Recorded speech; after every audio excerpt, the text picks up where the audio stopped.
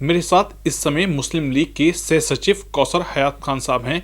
इनसे जानेंगे इस वक्त मथुरा में एएसआई सर्वे की मांग जिस तरीके से की गई है और न्यायालय के द्वारा सर्वे की बात कही जा रही है, इसको लेकर क्या कहना है आपका?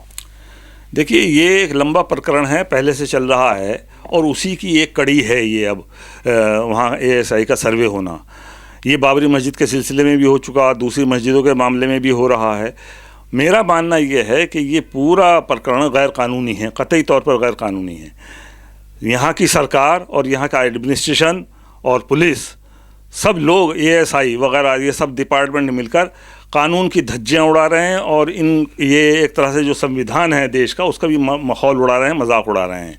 ना इन्हें संविधान का पास है, ना इन्हें कानून का पास है। जहाँ तक ये क्या नाम इस मुल्क में एक इस मामले को पहले से महसूस करके एक कानून भी बना हुआ था कि 15 अगस्त सन 47 को जिस इबादतगाह की जो हैसियत होगी वो बरकरार रखी जाएगी और कोई छेड़खानी उसमें नहीं होगी। तब उसके बाद भी बाबरी मस्जिद का मसला उठाया गया। बाबरी मस्जिद के मामले में बहुत सफाई के साथ सुप्रीम कोर्ट ने 70 साल के मुकदमों के तमाम मामलात को देखने के बाद सुप्रीम कोर्ट ने ये माना कि वहाँ पर किसी मंदिर के होने का कोई सबूत नहीं था, किसी मंदिर को तोड़कर मस्जिद बनाने का कोई सबूत नहीं मिला, और वो क्या नाम खुदाई के अंदर कोई ऐसा सबूत नहीं मिला कि वहाँ कोई मंदिर था और उसमें नमाज होती थी, वहाँ मुसलमानों का कब्ज़ा था। ये सारी बातें उसने मानी। 450 साल से नमाज हो रही थी, ये सारी बात उसने मानी। उसने सिर्फ आस्था के आधार पर ये चीज़ क्या नाम हिंदुओं को सौंप दी। लेकिन कानून के एतबार से ये लोग मुकदमा हारे हैं। और किसी एएस उस वक्त भी बहुत अखबारात में और चैनल पर आया था कि साहब एएसआई की रिपोर्ट में ये मिला है, एएसआई की रिपोर्ट में ये मिला है, एएसआई की रिपोर्ट में ये मिला है। लेकिन सुप्रीम कोर्ट में एक भी चीज़ साबित नहीं हुई। ये सारी बातें अखबारात में फैलाई जा रही हैं और चैनलों पर फैलाई जा रही हैं। बिल्कुल झूठ का निराधार है और झूठ पर मबनी है, इनका कोई आधार नहीं है। और ये सिर्फ एक पक्ष को ज़्यादा से ज़्यादा मजबूत करने के लिए, बल्कि एक पक्ष क्या, मैं कहता हूँ कि जो लोग अनार्किस्ट हैं, जो कानून नहीं मानते, उनको मजबूत किया जा रहा है। ये चीज़ मैं सफाई से कह देना चाहता हूँ, इस मुल्क के ना हिंदुओं के मफाद में है, ना मुसलमानों के मफाद में है। ये इस देश के क्या नाम मफाद में कहीं से भी नहीं है। इस देश को ये नुकसान पहुंचा रहे हैं। अगर ऐसा क्या नाम तबका यहाँ पर पैदा हो गया कि जो किसी कानून को नहीं मानेगा, तो कल को वो इन लोगों को भी मारेगा जो आज हुकूमत में बैठे हैं। बाबा बागेश्वर धाम से धीरेन्द्र शास्त्री जी हैं, उनके द्वारा कहा गया कि हिंदू राष्ट्र की तरफ आगे बढ़ रहे हैं हम।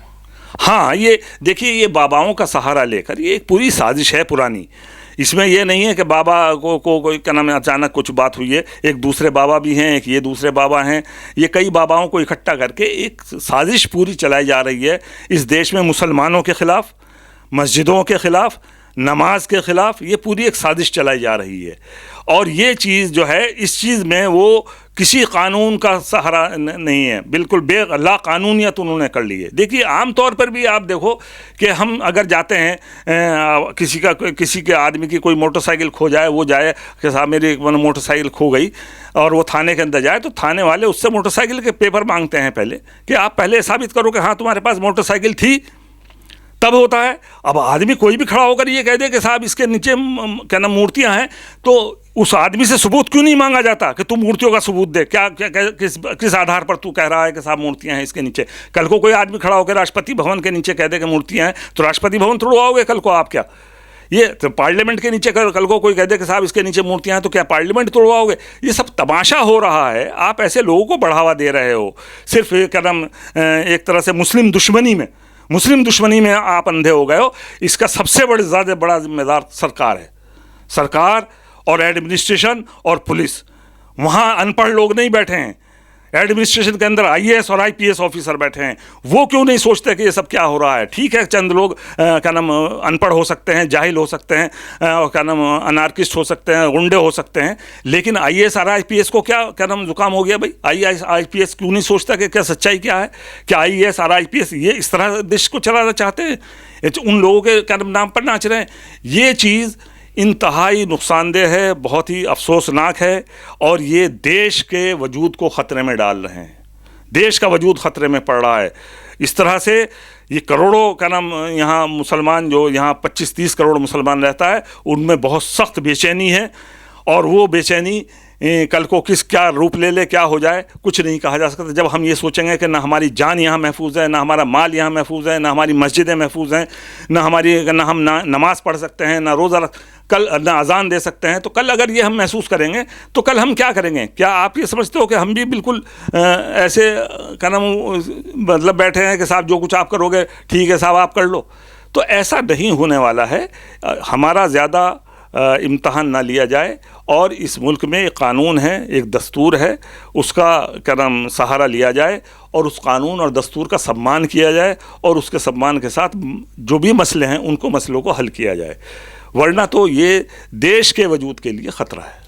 बाबा धीरेन्द्र शास्त्री जी के द्वारा जिस तरीके का बयान दिया गया है, हिंदू राष्ट्रीय बनाने की तरफ अग्रसर है, तो क्या मुसलमान क्या सोचता है, मुस्लिम लीग का क्या स्टैंड इसमें?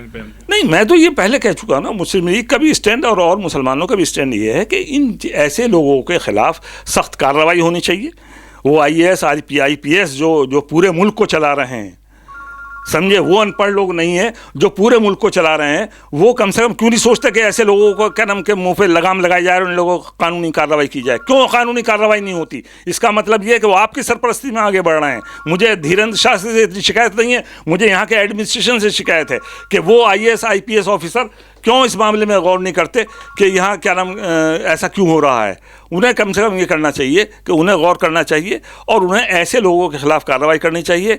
हिंदू राष्ट्र बनने का मतलब ये नहीं है कि आप मुसलमानों को ख़त्म कर देंगे। आप हिंदू राष्ट्र बनाइए, आप अपने हिंदुओं के मफाद की बात कीजिए, हिंदुओं के फ़ायदे की बात कीजिए, लेकिन मुसलमानों को मारने की बात होगी, मस्जिदों को तोड़ने की बात होगी, और मुसलमानों पर पाबंदी लगाने की बात होगी, तो ये चीज़ बर्दाश्त नहीं की जाएगी।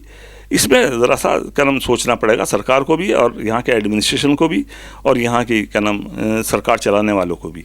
इसलिए मेरा कहना यही है कि देश के संविधान का और देश के कानून का एहतराम किया जाए और उसके एहतराम के मद्देनज़र देश में अमन चैन पैदा करने की कोशिश किया जाए, सबके साथ बराबर इंसाफ हो। मेरे साथ मुरादाबाद में बात करने के लिए कौसर हयात खान साहब थे, जिनके द्वारा कहा गया, जिस तरीके से बाबा धीरेन्द्र शास्त्री जी के द्वारा बयान दिया गया है उसको लेकर मुरादाबाद में अपनी प्रतिक्रिया दी है। वहीं सबको साथ रखने की बात भी कही गई है। शारिक सिद्दीकी, TV9 मुरादाबाद।